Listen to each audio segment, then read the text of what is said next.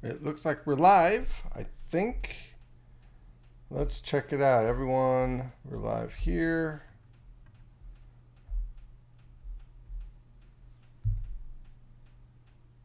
Are we live? On Twitter, yes. Let's make sure we're live on. Okay, good. We're live here. So, in case you're wondering why I'm checking we're live, we are for the first time. There we are. Now we're on the website too. Well, first of all, good evening, everyone. Okay. Thank you, as always, for joining. I see everyone's starting to stream in, as always. I'm expecting a couple of interesting questions, as always. So, a couple things this past week. First of all, got the official CDM certificate, which we're going to be putting up. Bless you. Which we're going to be putting up on the wall. Figure out something, probably something over here. And I got my little pin here that I have to figure out how to put on. I'm not used to putting on pins and stuff, so probably somewhere like up here or whatever. I was fiddling with it before we went live, so that's going to be fun wearing that. So that's a pretty cool thing.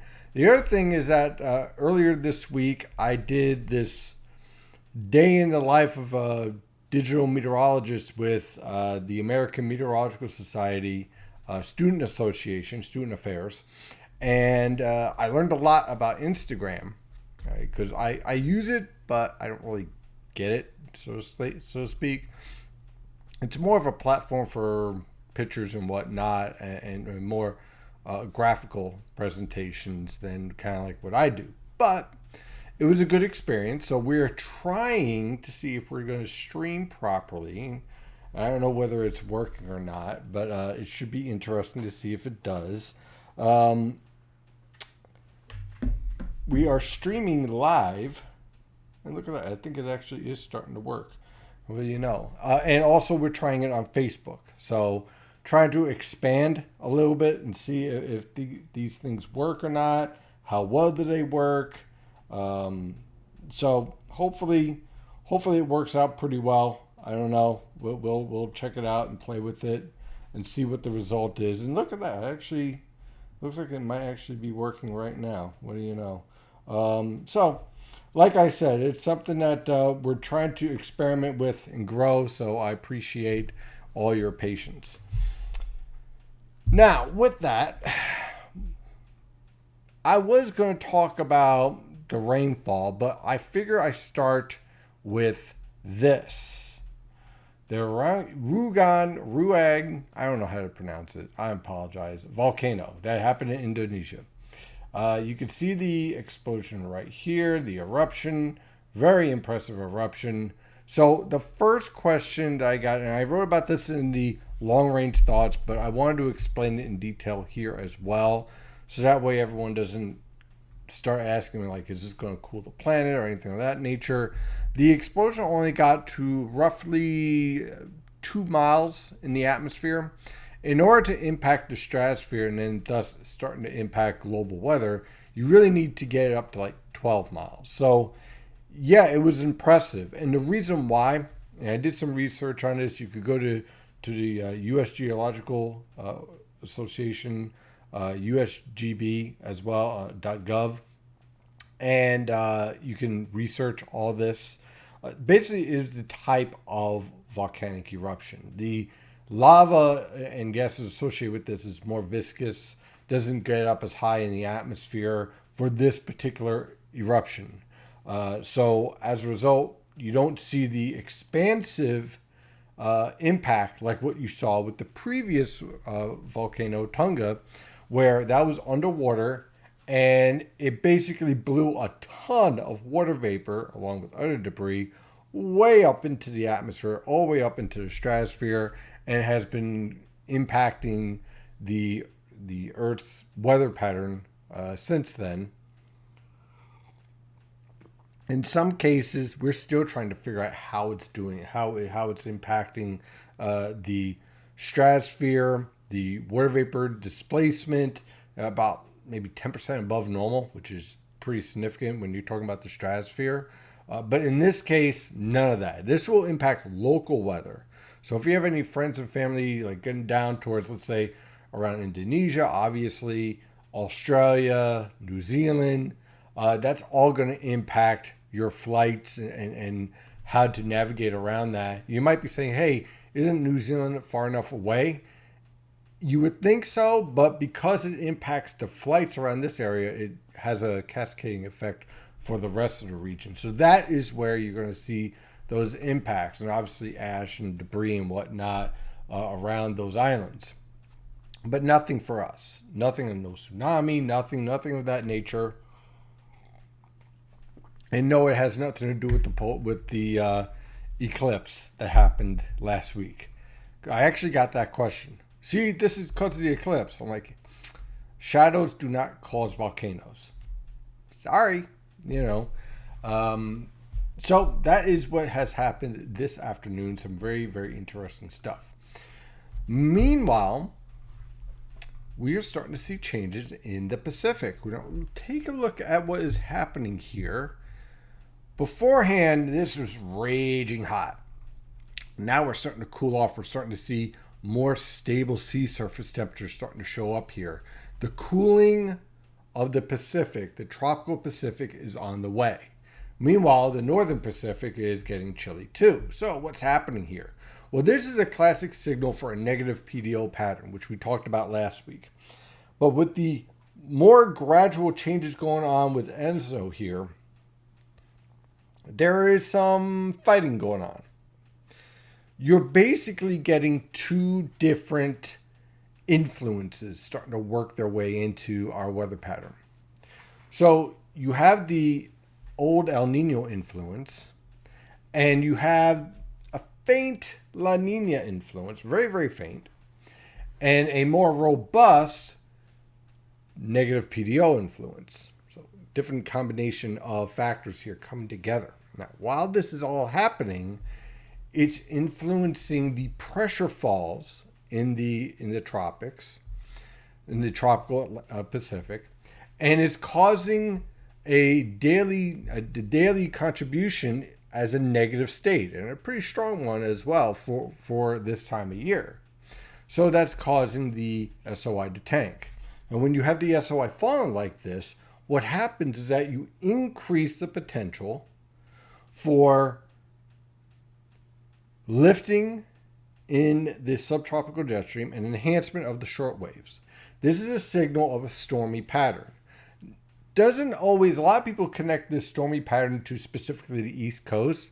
As you go into the spring and the summer, it doesn't always work that way because of the different alignments and different wavelengths that we're dealing with in the polar and subtropical jet stream.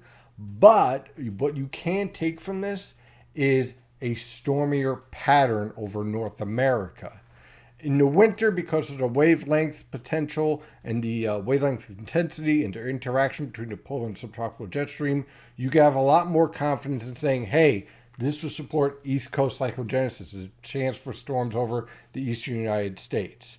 But in the spring and summer, it can also cover portions of the plains. Remember that.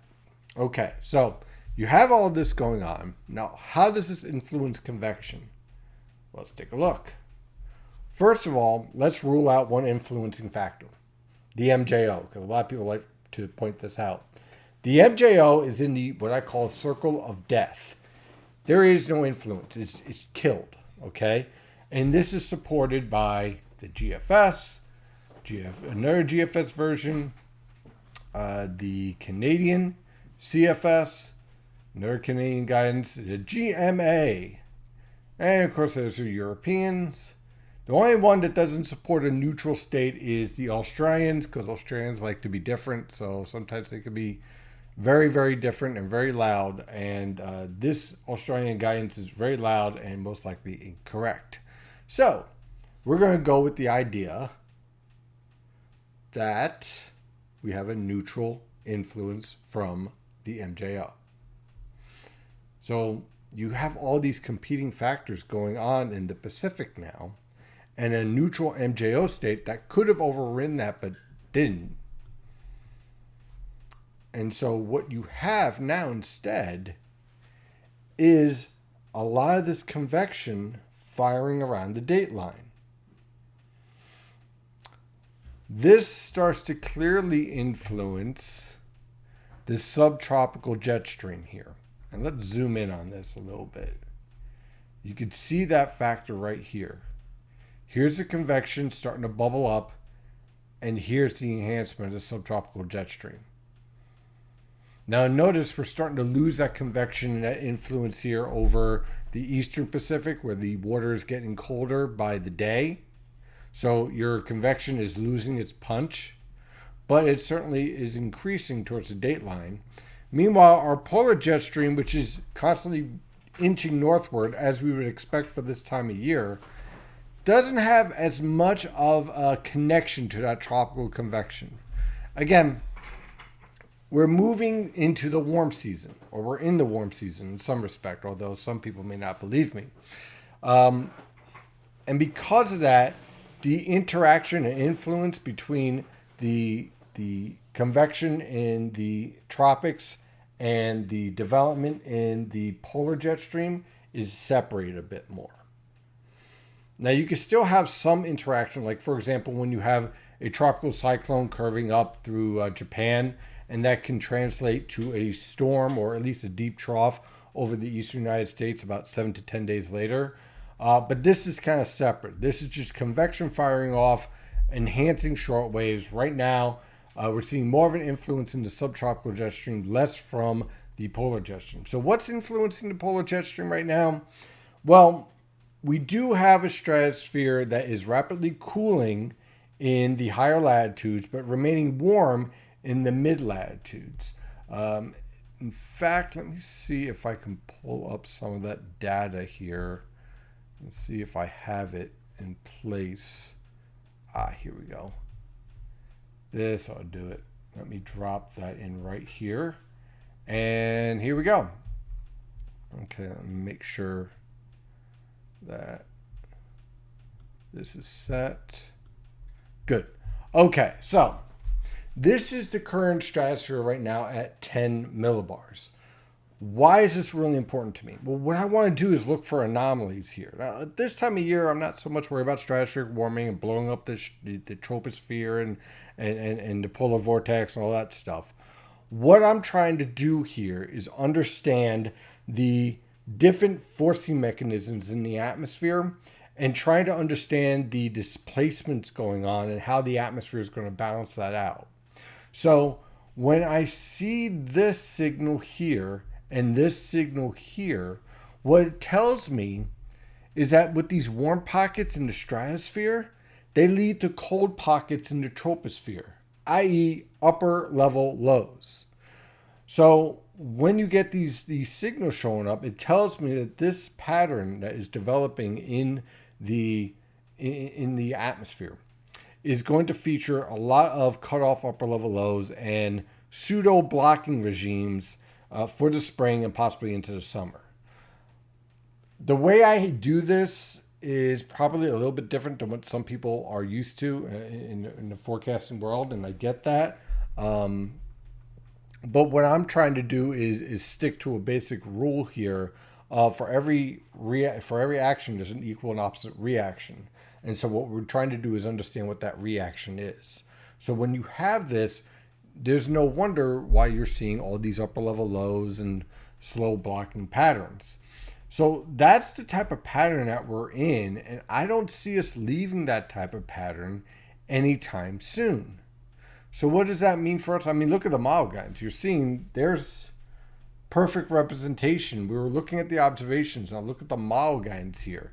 What does this show here? Let's not just say, hey, look at the model and just go with that. What is this really saying?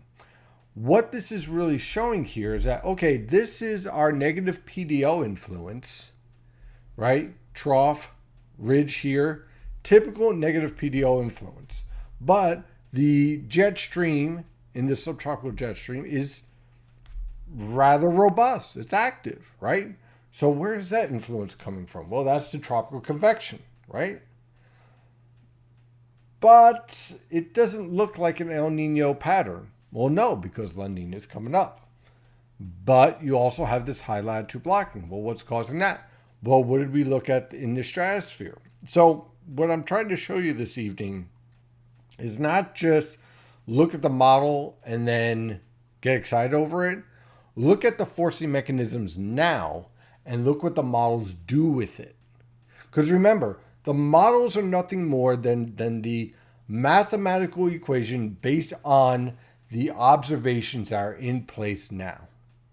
So when you look at the observations first and study everything that's going on right now and all the forcing mechanisms going on right now, then you can look at the model guidance which we have here and say, this makes sense because of the forcing mechanisms we were looking at to begin with, right?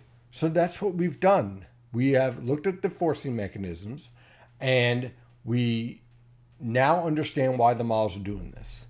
Because you're getting these warm pockets in the stratosphere at the mid latitudes. You're getting the influence from the PDO here. You're getting some influence from that convection in the tropical Pacific. And the combination of all these factors sets up this type of pattern. And this type of pattern sets up, unfortunately, you can see this also on the GFS and on the European ensemble guidance, the same signal. Basically, a lot of warm weather and very active severe weather in the plains, unsettled conditions on the west coast, and unsettled conditions on the east coast. When I say unsettled, I mean a lot of cloudy days, a lot of showers, a lot of drizzle, kind of like what we're going to be dealing with in the next couple of days. The key word, as I said from the start in the spring forecast, backdoor cold front or stalled warm front is going to be a constant theme this entire spring.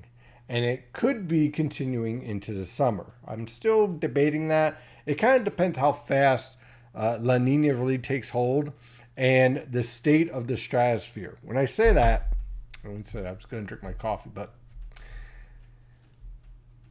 as I get into the summer months, let's say late May, okay, what I want to see is whether or not we get more sustained cold anomalies here. Why do I want that? Okay, or why would I look for that? When you have the sustained cold anomaly set up, that leads to an expansion of the troposphere. Again, the stratosphere is contracting because it's getting colder. The atmosphere, as a result, cannot, collapse in on itself. So the stratosphere gets smaller, and the troposphere gets larger. And when the troposphere gets larger, that means your 500 millibar heights could get more enhanced. And with 500 millibar heights getting more enhanced, that means your upper level ridge around the Bahamas becomes stronger.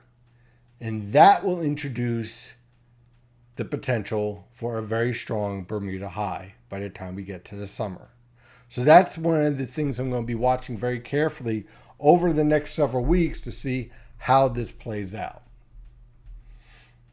So now that we understand the pattern that we're in, let's take a look at some of the observations real fast. Let me start here with the upper level winds here, and look what we're playing with here. Very interesting pattern setting up, once again, a split pattern. There is your PDO influence, okay, that ridge trying to build in the Gulf. There's your subtropical jet stream that's enhanced because of the convection, a very strong shortwave. But your polar jet stream is completely out of alignment of this entire situation. What the polar jet stream is doing is enhancing a very strong upper level low over Western Canada. Why? Because there's warm anomalies in that same location right now. While that's happening, it pumps this ridge. But this is all happening to the north of us. So what that does is set up this convergence and confluence, enhancing the high pressure system in the Gulf of Maine, sending a maritime air mass down towards our neck of the woods, which leads to this easterly wind, cloudy skies, and unfortunately periods of showers and drizzle and just really, really yucky weather. Now, this whole pattern takes a little bit of time to collapse, probably about 66 to 66 hours to really get out of here. So in the meantime, we're going to be dealing with these showers that are going to be marching through the region. Some of these showers will be capable of some brief heavy downpours because the precipitable water values are becoming enhanced. We are seeing some strong severe thunderstorms out towards western Pennsylvania. That'll be no threat to us because the air mass in place is so stable that anything that tries to approach this is just going to collapse. So I'm not really worried about this at all. On the infrared satellite picture, you can see the different lifting parameters. This is all associated with the polar jet stream, and notice the strong lifting being focused up towards the St. Lawrence River Valley.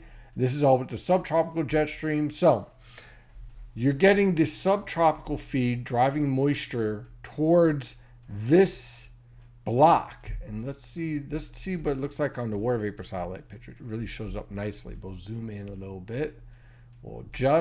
There's your trough around the Canadian Maritimes. Here's your ridge axis. Here's your upper level low. And this also shows the 850 millibar low. What's happening is that this is getting all stretched. So you're taking the moisture and warm air from here and trying to shove it into the northern mid-Atlantic, while this convergence and confluence here is sending maritime air into the coastal plain. So they're trying to go over each other. And so as a result, you end up with a pattern with a lot of frontogenesis hanging around the region. And that frontogenesis supports weak lifting, and that lifting combined with plenty of moisture. Let's take a look at the moisture transport here. And you can see at the mid-levels is coming in from the south. But then you have your winds at the surface. Let's see here. Which is a good one? There we go. Your winds at the surface coming in from the east. So this is very low level, right? This is like literally from the surface up to, I wouldn't even say 925, maybe 950 millibars. So it's coming in, it's attempting to undercut and dislodge the warm air that's trying to move over it. And so far, the denser maritime air is winning this fight and likely will continue to win this fight over the next 48 hours. So this whole process will continue until that ridge axis pushes to the east of us. So that's about 42 hours out. Once this happens, the high pressure system can no longer hold off the air masses coming in from the west. And so what you get on Friday is a cold front that finally moves through in the evening with a few passing showers. But again, no severe weather. But the reason why we really wanted to study this pattern, to study what's happening here, is that when we have more robust moisture transport, we're going to have a better understanding of all the lifting parameters and how well that they stick in place. So that way in our next heavy rainfall event, we can more accurately forecast for it. So this whole mechanism doesn't really get dislodged until the ridge gets pushed to the east and the upper level low over Ontario finally heads towards Quebec. So all this is happening to the north of us. And the reason why we're seeing the weather that we're going to be seeing is because of the battle of air masses. And you can see that very nicely here at 850 millibars. You see that warm air transport attempt. At 9 to 25 millibars, it just gets crushed. This is as clear as possible a definition of a maritime air mass invading from New England and just dominating the northern mid-Atlantic. Because without that, you'd basically be in the 70s, and we'd possibly be talking about severe weather breaking out in this scenario. As far as moisture, notice at 700 millibars, you're seeing a lot of dry air. But the cloud forecast suggests it's going to be overcast.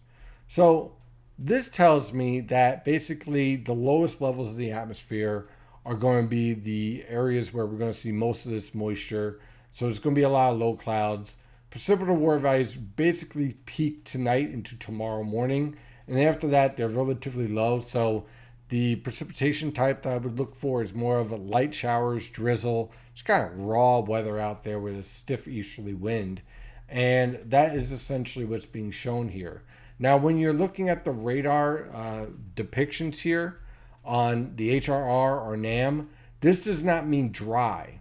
Like, let's say in central New Jersey or Atlantic City or off towards the east end of Long Island. It just means that the precipitation is so light that it really isn't going to show up in the guidance very well. This is a perfect example of drizzle. And we can see that very nicely here. This is on Tropical Tidbits, free website. If we click on, let's say, down towards Atlantic County during this time period, let's see here. Okay. Let's see. You see this signal right here? This right here is an inversion. And there's all your dry air at 700 millibars, right? But down here, you have a ton of moisture.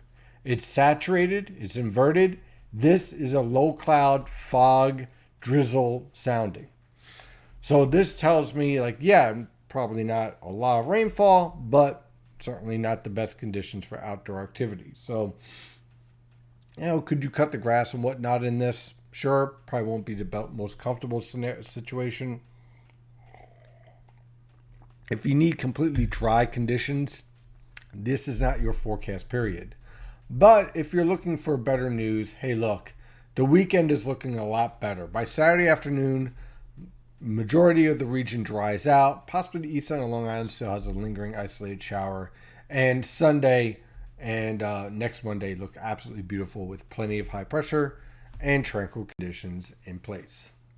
So that is what I have for this evening. Now I will take your questions. It looks like we're doing some stuff. Let's see here. And we've got a little bit of activity on YouTube. And of course we have our live chat. I'm not sure if it worked through or not on here. I didn't see anything come up on Instagram. I tried checking. Okay. All right, we'll take a look at it. Maybe some places it's coming up and some places it's not. Oh, hold it. Oh, it is showing up on... Whoop. Hey, look at that. It is showing up on Facebook. What do you know? That is pretty good. Hello, everyone on Facebook. That's awesome. Okay, so let's answer some questions here. And, at some point... Oh, look, it actually it actually copies what I'm saying. Like, what's it called? Like closed caption automatically. That's pretty funny. Okay, did you switch some stuff up with the website? There are some changes I made on the premium section. Let me see if I can pull that up real fast. Here we go.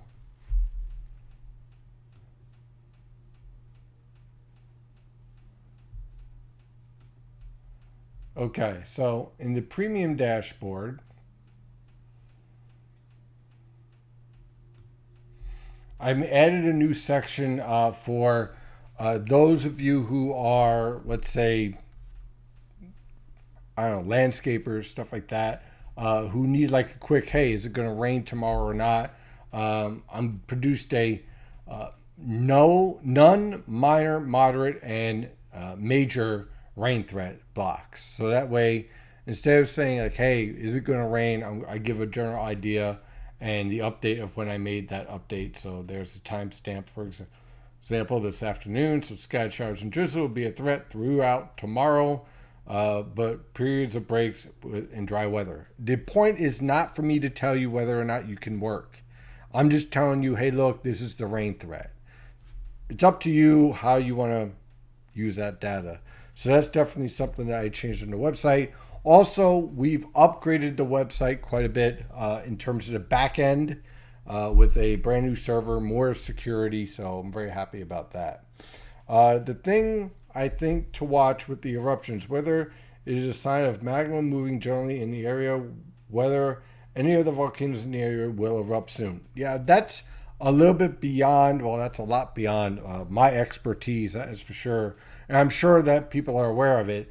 From what I understand from the information I've read so far from sources that are in Indonesia, while it was a strong eruption, it's not anything out of the ordinary. So far, there's nothing of that nature that has really stood out. But as always, we'll keep an eye on it. If I recall correctly, some of Tonga's material even made it to the ionosphere, which is just amazing. The last time anything that like that happened would have been well before people would have been able to determine something like that happened. I'm not sure about the ionosphere. I didn't read that. Although it wouldn't surprise me if it got as far up as like 10 millibars, 1 millibar in the stratosphere. It wouldn't take that much to get up into the ionosphere once you get up to that point. So there could have been some residual impacts from that. It certainly was a very impressive event.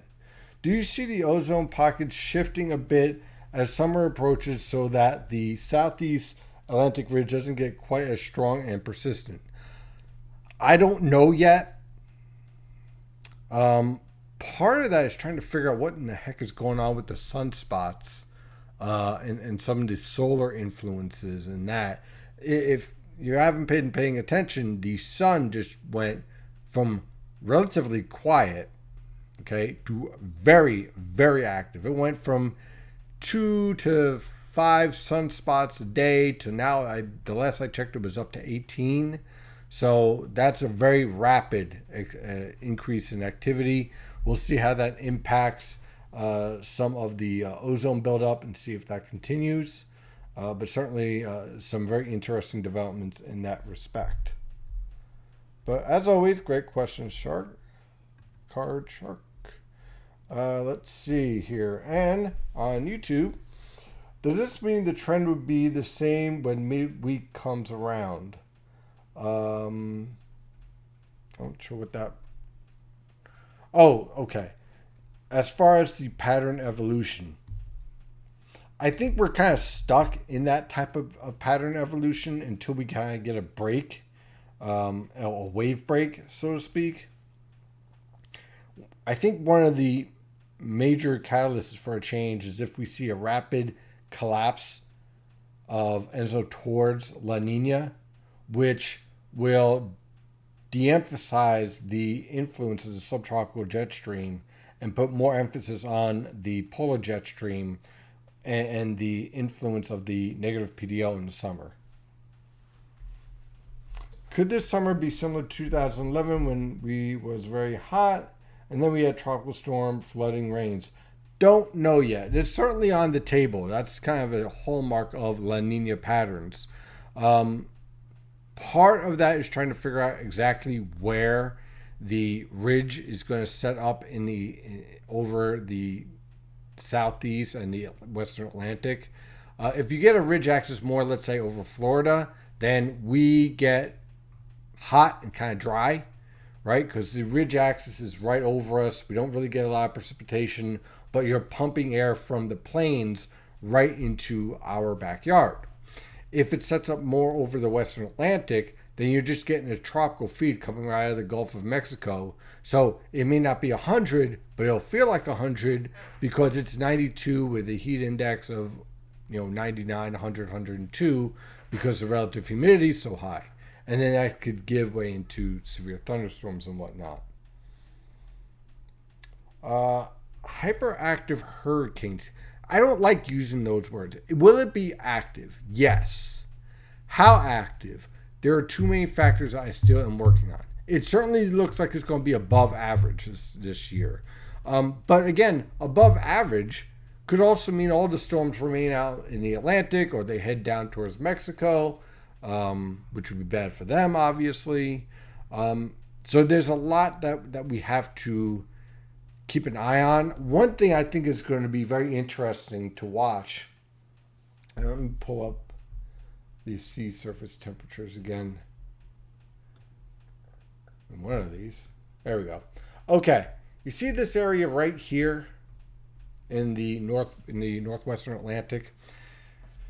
When I see this, the one thing that comes to my mind when we head towards the summer and we continue to see that signal right there, subtropical low pressure systems. You get cold fronts that get stalled out here under the ridge. So you have the 500 millibar ridge, this weak trough drops in. You get this weak fledgling low pressure system that kind of hangs around in the warm water right here or right here. And it produces a subtropical low pressure system, subtropical storm, and then it gradually transitions into a tropical storm slash hurricane. I do think that that's going to be a theme quite a bit to start the season. When we start the Cape Verde season, which is out here, that is when this tropical season could get very, very interesting, because you basically have a lot of high octane fuel out here. Okay, this is like putting nitroglycerin in a car tank. This is just insane, the type of warmth we're seeing out here. And the only thing that I think would inhibit this, especially with the La Nina, which means we're not seeing much in the way of shear, is if we get a lot of dry air and a lot of dust continue to come off the Sahara Desert and into the Atlantic. Now, we're seeing that right now, but that's supposed to happen right now. If that continues on into June, July, and August, that could be a saving grace. Don't know yet. Still a lot of data to study. Still a lot of data we still have to collect before we can make that assumption. But the conditions are there overall for certainly an above normal season.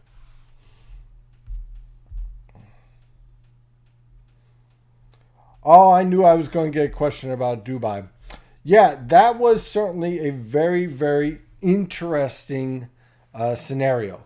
First of all, anyone that's talking about cloud seeding, first of all, there hasn't been any cloud seeding for the past couple of days, so that wouldn't be a factor in this scenario, even if.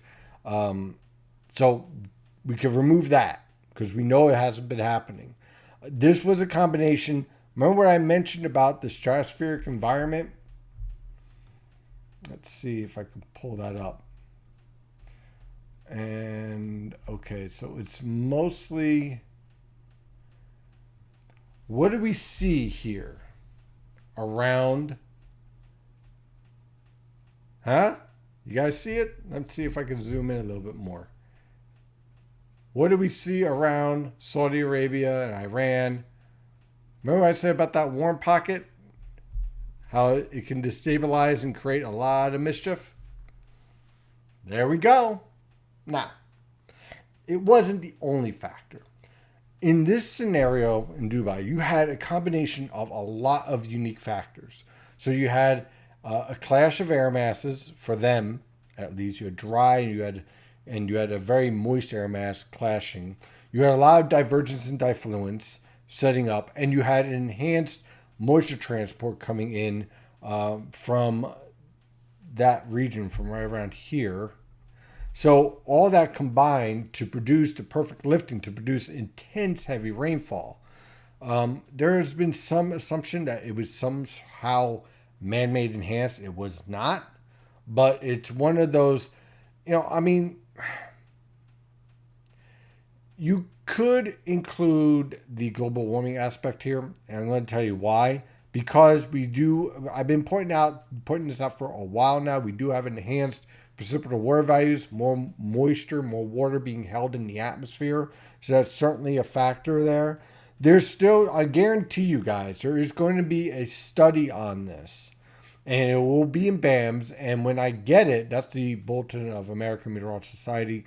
When I get that story, I will share it with you guys. Because it's a very, very interesting story. So there's going to definitely be research, probably about a year and a half out, maybe less. We'll see how fast. But there'll definitely be research. But remember what I said about the warming of the mid-levels of the stratosphere, and look what we have here right around that time period. That warming. Pretty interesting, huh? But only one of the sunspots is actually unstable. The rest is stable. Yes, but the point is that we're at least seeing more activity. And with more activity, you have the increased potential of more unstable sunspots. So we'll see whether we see that increase as we move on through the summer. Any hints at this point as the duration of the La Nina? I expect it. Okay. Based on the way that it's developing and based on the model data I have right now, and this right now, okay, this can change. But right now, it looks like it starts relatively soon. Let's say June. Okay, we'll do a ballpark June, early June. And that runs all the way into the winter. Okay, so probably weakening around January or so. Orientation, that's a little bit tricky. Each month, it kind of shifts back and forth a little bit to central to east base, central to east base. So I'm not sure about that yet. I don't see any indication of the coldest anomalies shifting towards Nino 4 or Nino 3.4. It looks like it's going to be more like 3 or 1 plus 2. So you do have that potential for some more convection, although weaker around the date line. The strength, moderate to strong. I don't see any, so far I don't have any data saying, or any average data. See, at this point, you don't take just one model, but you do the average. Most of the averages come between moderate and strong with this La Nina. But we'll see how it plays out. As always, great questions, guys. So yeah, I mean, a lot of this stuff that is going on, and I've seen this also with the earthquake and the eclipse and all that stuff. I'm going to give you guys a little bit of advice. When something happens, I want to be careful here. It doesn't always mean that there's some sort of conspiracy. I get this a lot on X and on Facebook and emails and whatnot, and I get it. You know, like this stuff happens and you're like, wow, I've never heard of this before. Understand a couple of things. One, we hear about it a lot easier because now we're so much more connected. I mean, just compared 20 years ago, something like this, you wouldn't hear about it until maybe it shows up on CNN or Fox News, maybe, you know. And you had limited, so maybe it might show up on AOL. You didn't have social media telling you minute by minute something's happening. You sure as heck didn't have the best satellite data, although it was certainly better than even 20 years before that. So the idea, as far as our atmosphere, and you could also include geology in this, that we should need to go back to a quiet period or major storms don't happen. That's just not reality. Right now, we're in an amazing period of weather and climate that we've ever seen. Trust me, you don't want to go back to ice ages. You don't want that. Trust me. You don't want to go back to temperatures being 4 degrees Celsius on average. You don't want that. Not 4 degrees, but 4 degrees above Celsius of the average from the pre-industrial age. You don't want that either. We're kind of like in the Goldilocks zone, right? But that doesn't mean you don't have severe weather, and it doesn't mean that someone caused it. The atmosphere is chaotic and crazy, and you ain't seen nothing yet, okay? So don't buy into any hype. If someone says, "Oh, this is because of HARP or some crazy stuff like that," just come to me, and I'll explain the dynamics involved in it. Because 99% of the time, and I leave that 1% out because as a scientist, you can never discount everything. But 99% of the time, I'll be able to explain exactly what is happening. And you'll be surprised how many people had no idea that we had fault lines in northern New Jersey. Not many people knew about it. I mean, I understand you don't study it, so how would you know? You know, it's not like the most important thing. You're worried about your checkbook and whatnot. You're not whether or not there's going to be fault lines in New Jersey. So I get it, you know. But we are living in a chaotic world, so it's best to just accept that, so to speak. Do you have any questions anywhere around on X or? Nope. And so far, from what I'm seeing here, it looks like we're working out pretty well on Facebook. I don't know how. I got 3 or 4 people watching, so hello out there in Facebook land. We're not taking questions from there. right now because we weren't even sure whether or not it actually worked. So it actually worked. So who knows? And let's see if how we're doing on Instagram. How does that look? I don't know. I didn't see anything come up. Yeah, neither did I. Oh, it might not have connected properly. That's okay. That's why we're testing things out. But the important thing with testing is that you have to fail it to see whether something works or not, right? Let's see here. By the way, how are you Yankee fans doing and Philly fans? You guys doing? Because as a Met fan, I'm very happy, by the way. I just want to share that in case anyone was wondering. I am a very happy Mets fan. So it looks like we don't have any more questions. I think I answered everything that we had to cover for tonight. So I think we went over plenty of information. And I think for tonight it is 8:46, so we're going to call it an end. Unless anyone has any other questions. Doesn't look like it. So with that, the weekend looks... Oh, hold it. Here we go. I'm guessing the first GFS Super Cane will show up before Memorial Day. It'll be 15 days out and vanish within 24 hours. And everyone will post it on social media. I guarantee it. In terms of that is a great point before I go. That's actually a great point. When it comes to tropical low pressure systems, use extreme caution with synoptic scale models. The European, GFS, Canadian, ensembles, whatever you want to use. The reason why is because tropical low pressure systems are warm core lows. Warm core lows at their very essence are mesoscale lows. Okay? And they can be easily disrupted by the smallest disruption. A little bit of dry air, a little bit of shear, slight interaction with an island. That model projection goes right out the window. So what you want to do is when you see activity showing up on the model guidance, let's say the GFS, okay, play devil's advocate.